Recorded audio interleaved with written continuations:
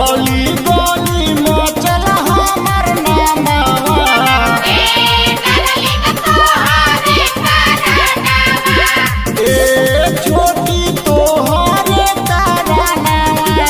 प्रचार भइल नामवा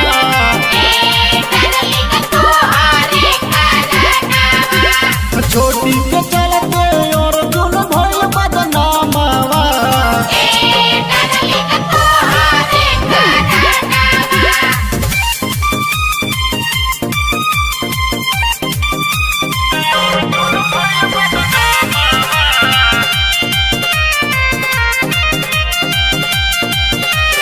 काहे करत रहलू तू हमारा से प्यार हो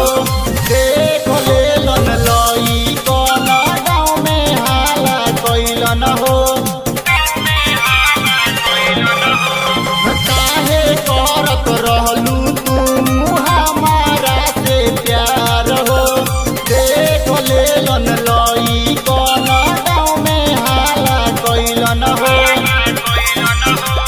किसी के फोटो चढ़ैलन फेसबुकवा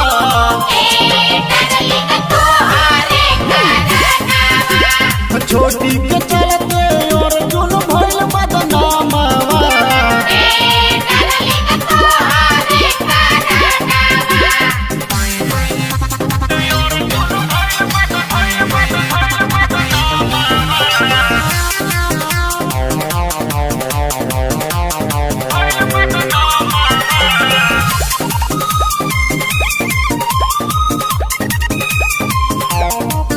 बचे के चांस नइखे हो गइनी बर्बाद हो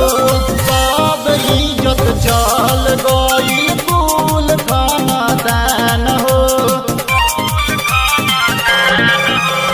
बचे के चांस नइखे हो गइनी बर्बाद हो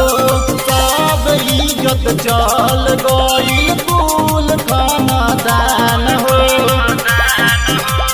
रहे नैकन देत हमर घरवा